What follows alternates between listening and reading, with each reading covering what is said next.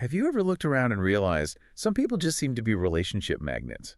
Yeah. They're the ones who always have someone checking in. They never seem to eat lunch alone, and they have these really durable, deep friendships, the kind that weather any storm. Yeah, you see those people. It looks effortless from the outside. Exactly. And for too long, I think we've just filed that under natural charisma Mhm. or maybe just plain luck. But after spending time deep diving into the psychology of connection, we found something, well, way more exciting. Mm, Friendship isn't just a passive gift. It's actually a skill set, something you can learn, something you can actively practice. It's a discipline, that's a really powerful reframe. right? So our mission today is to cut through the fluff and really extract the specific, repeatable techniques that these highly connected people use. We want to transform friendship from just like chance into an active, meaningful skill. You should walk away from this deep dive with a blueprint. Okay, and to do that, we absolutely have to start with the science, just to set the stage. What's fascinating here is the work of Dr. Robin Dunbar. Ah, Dunbar's number. Precisely. His research established that our cognitive capacity, basically our brain power, limits us. We can only really maintain about 150 meaningful relationships. And crucially, only about 5 truly close, intimate friendships at any given time. Only 5. Wow. Yeah, only 5 in that innermost circle. So this tells you right away the goal isn't collecting, 500 acquaintances on social media. Right. The goal has to be relentless quality over quantity. If you've only got space for 5 spots in that inner circle, well, then intentionally investing in those 5 slots becomes maybe the most important task you have. That really makes the return on investment critical, doesn't it? And the research consistently points to 3 core behavioral skills, we're calling them the big 3, that seem to be the primary differentiators. The things that separate a casual acquaintance from a truly great friend. Okay, what are they? Number 1, active listening. And I mean really listening, not just waiting for your turn to talk. Harder than it sounds. Totally. 2, emotional availability. That means showing up fully, not just physically, when it really counts. Being present. Exactly. And number 3, consistent follow-through. Actually doing what you say you're going to do. Reliability. Okay, the big 3, listening, availability, follow through. Makes sense. Okay, so let's unpack this a bit more. What did the people who consistently land on everyone's favorite person list actually do differently? Yeah. Because it often seems to be those small, very specific actions that build that bedrock of trust. Yeah, and the difference is often rooted in the power of detail. The research really highlights that people remember how you made them feel long after they forget the specifics of what you talked about. The emotional residue. Exactly. Great friends understand this, and they sort of capitalize on that long-term emotional impact. We saw examples of highly connected people who literally use their phones not just for chatting, but for connection management. Connection management, how so? Like, if a friend mentions a major upcoming event, say a stressful presentation next Tuesday, or maybe a parent's surgery next month, they don't just say, "Oh, good luck." Right, the standard response. Instead, they make a note. They might set a reminder on their phone to check in the day after the event. How did the presentation go? Thinking of you, how's your mom doing post-surgery? Okay, wait, I have to push back on that a little. Mhm. Keeping notes about my friend's stress, tracking Yeah. their life events, doesn't that feel a little, I don't know, transactional, like I'm managing a client file, not nurturing a friendship? That's a brilliant question, actually, and it highlights the really fine line between transactional and intentional. Okay. The key psychological mechanism here, I think, is demonstrating low-effort investment. When you follow up like that, you're proving 2 things. No. 1, you listened intently enough to actually remember the detail, right? And 2, you cared enough to invest that minimal effort of setting a reminder because the outcome genuinely mattered to you. It only feels calculating if your motive is extractive, if you're trying to get something. If the motive is genuine care, the action translates as profound attention. Okay, that makes sense. It's about the why behind the action. And it definitely bypasses that common, vague, and frankly, pretty useless promise we all make. Yeah. Hey, let me know if you need anything. Oh, that one drives me crazy. Right, because it actually puts the burden of asking for help back onto the person who's already struggling. Exactly. They have to figure out what they need and then ask for it. It's extra work. So the great friends, the ones who seem to show up before they're even asked, they're proactively specific. They jump past the vague offer and give a precise pathway to acceptance. We saw some great concrete examples in the studies. Like what? Instead of "let me know," they say things like, Hey, I'm making a Target run Sunday morning. I'm grabbing laundry soap anyway. What else can I grab for you while I'm there? Ah, specific and easy to accept. Or, look, I have exactly 2 hours free Saturday morning. Do you want me to come over and help you set up those party decorations you mentioned? Specificity makes it incredibly easy for the other person to just say yes. And this kind of intentionality, it extends beyond just maintaining your core group. It's also about expanding the network for everyone around you. Great friends often act as social architects. Social architects, I like that. Connecting people. Yeah. We found this excellent anecdote about someone who hosts a regular monthly event, maybe a game night or a book club, not just for their existing friends, but specifically designed to mix different social circles. Oh, interesting. So intentionally blending groups. Precisely. They're acting as the social glue. Think about it. If you can connect two of your friends who then go on to build their own relationship, you dramatically increase the richness and the durability of your own social ecosystem. Everyone benefits. Okay, this is where it gets really interesting for me. Let's dive into the actual formulas and methods. The things that turn these concepts into habits you can start, like today. Let's start with that systemic approach to follow-up you mentioned. Right. The research we looked at really crystallized this into what they called the 48-hour rule. It's a 48-hour rule. Okay. The mechanism behind its power is pretty simple. Recency bias. Our memory for details fades fast. Most people forget conversation specifics within about 72 hours. So by following up within 2 days of a meaningful chat, you immediately stand out. Because it shows it's stuck with you. Exactly. And you don't have to write a novel. It's simple. Within those 2 days, just send a quick text or message that references something specific you discussed. Don't just text, hey. Write something concrete. Yeah. A great example is, just thinking about you, how did your mom's doctor appointment go yesterday? Or maybe, hey, did you end up making that reservation at the new restaurant you mentioned? What did you think? It signals the time you spent together was genuinely meaningful, that it registered. That's super actionable. A measurable, immediate thing anyone can do. Okay, let's tackle skill number 2. The art of actually listening. You mentioned earlier how bad we are at this. The statistic is shocking, right? Most people only recall about 25% of what they hear. It's depressingly low, yeah. If you want to be a great friend, you just have to find a way to beat that average. So how do you do it? How do you physically signal you're present and force your brain to pay attention? Turns out there's a kind of physical cheat sheet for this. It's known as the SOLAR method. S-O-L-E-R. Ah, yes, SOLAR. It's all about making sure your body language reinforces your cognitive intention.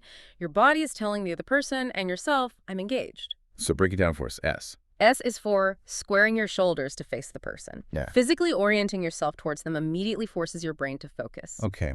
O is for open posture. Uncross your arms, uncross your legs. It signals receptivity both to them and subconsciously to yourself. Oh. L is for lean in slightly. Just a subtle physical cue that shows engagement and interest. E is for respectful eye contact. Obviously, don't stare them down, but connect visually. It shows you're present. R is for relax. You can't be truly present if you're internally rigid or stressing about your next meeting or what you're going to say next. Just breathe and be calm. SOLAR. Square. Open, lean, eye contact, relax. That's a great checklist. It is, but the real magic, I think, comes from what you mentioned earlier, those deep-diving follow-up questions. Instead of immediately jumping in with your own story or, worse, unsolicited advice. Which we all do. We all do it. Instead, you stay present with their experience. After a friend shares something significant, the great listener often asks one of these 3 open-ended questions. How did that make you feel? The feeling question. Or what happened next? And encouraging them to continue the narrative. Yeah. Or what do you think you'll do about that? Inviting reflection, not giving direction. These questions require them to go deeper and foster a much stronger emotional connection. That requires real restraint, though, not jumping in. Okay, skill 3, mastering emotional availability when it counts. Yeah. You said earlier, this can't mean being available 24/7 because that's just impossible, right? Burnout City? Absolutely unsustainable. It's about ensuring you show up fully, truly present when the moment genuinely demands urgent support. Not just being physically there, but mentally and emotionally invested. So how do you signal that kind of availability in critical moments? Well, we saw that highly functional, really close-knit groups often find ways to remove the friction of asking for urgent help. One source detailed this fascinating system, a group that implemented friend emergency codes. Emergency codes? Yeah. Like spy stuff? Kind of, but simpler. It was a specific text system. If someone in the group sent the text code coffee, for example, Okay. it meant, I need to talk right now. I am facing an immediate high-stress situation, and I cannot wait until next week for our scheduled catch-up. Wow, that gets through everything. Exactly. Think about the alternative. You're having a really tough time, maybe a breakdown, and you have to send 5 awkward texts like, hey, are you busy? Can you talk? When are you free? It's exhausting. Right, you almost talk yourself out of asking. Precisely. The code removes all that emotional labor. It immediately signals this is a priority situation, requires a swift response. It's radical clarity in a crisis. That's brilliant. Okay, and skill 4, the last of these masterable skills. Yeah. This one completely flips the script on what most of us think friendship is really about. Yeah. It comes from Dr. Shelley Gable's research. Ah, yes. Gable's work on capitalization is fascinating. It really is. She found that how you respond to good news is actually more important for strengthening relationships than how you respond to bad news. Which feels counterintuitive, right? We always focus on being there for the tough times. Exactly. We think friendship means being a shoulder to cry on. But Gable's work shows that shared joy might be the more critical ingredient for long-term bonding. So when a friend shares a win, maybe a promotion, a great first date, some big news, the bad response, as Gable calls it, is minimizing it or immediately redirecting. Like, oh, that's nice. By the way, guess what happened to me? Or, cool. So how's work going? Yeah. It just shifts the focus away from their moment of triumph. Right. It subtly deflates their excitement. The effective response, the gold standard, is what Gable calls active constructive. Active constructive. It's pure, immediate, enthusiastic validation. If someone tells you they got that promotion, the response isn't just, oh, congrats. It's, that is absolutely amazing. Tell me everything. How did you find out? When does it start? Oh my God, how are you feeling right now? You're amplifying their joy. You're amplifying it, validating it, showing genuine excitement for them. Why is this potentially more powerful than commiserating over bad news? Yeah. Because actively celebrating a win is bonding under low-stress conditions. Ah, okay. Less pressure. Exactly. It confirms to your friend that you are truly, genuinely rooting for them without the inherent pressure or gravity of a crisis situation.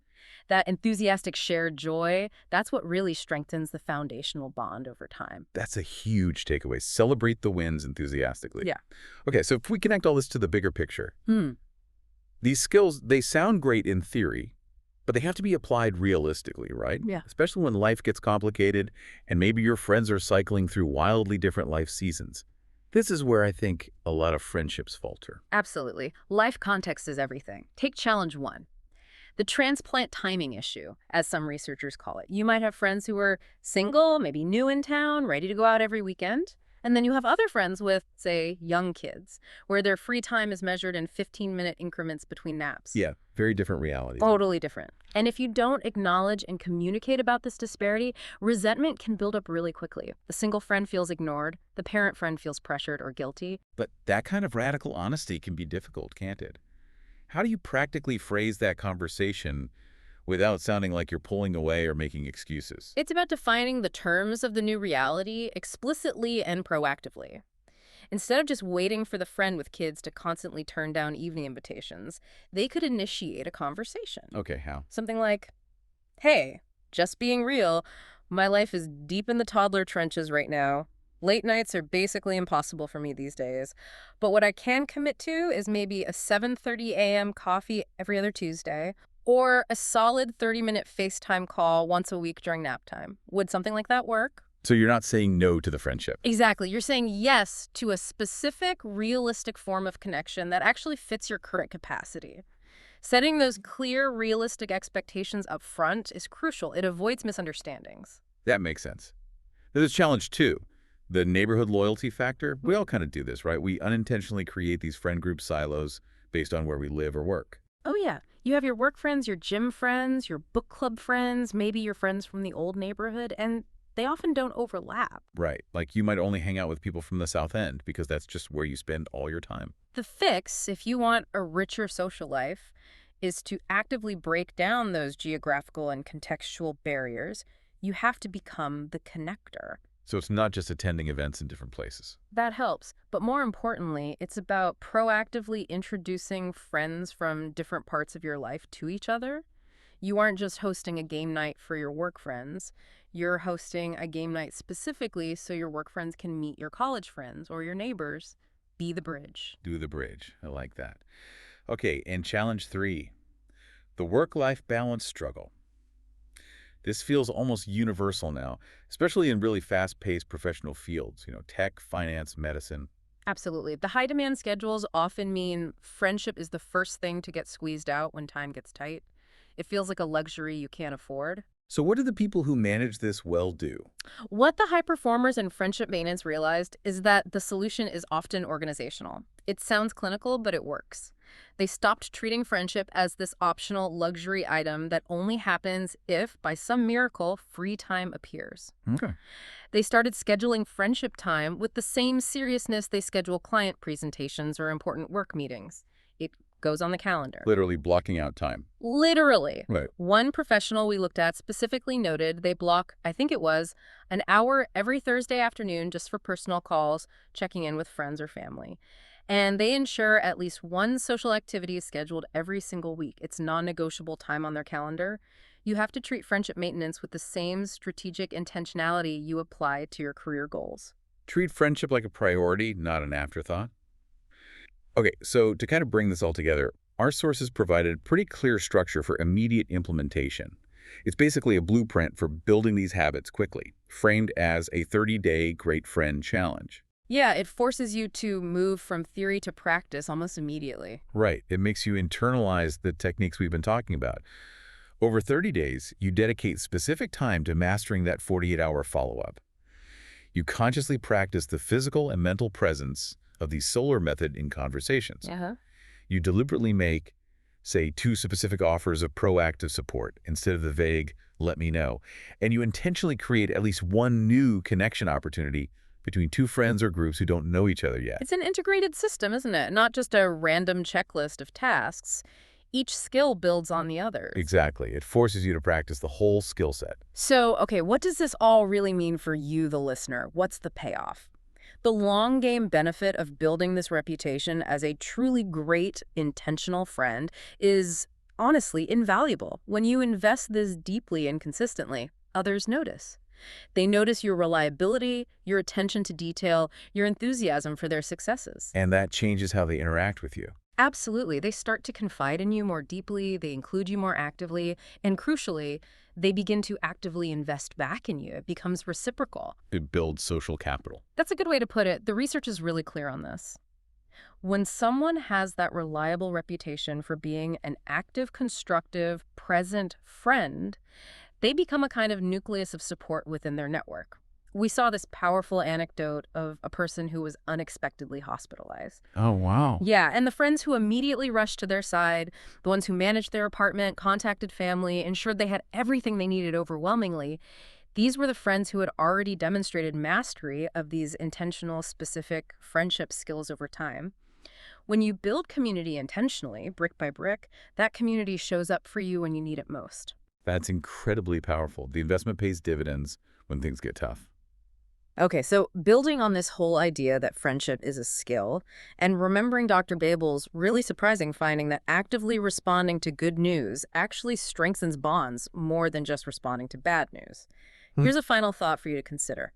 If celebrating the small victories, being that active, constructive responder, is maybe the most powerful tool you have in your friendship toolkit, what small, enthusiastic celebration are you currently holding back from sharing with a friend today? Maybe some good news they shared recently. Go send that active, constructive response right now. Ask them all about it. Amplify their joy.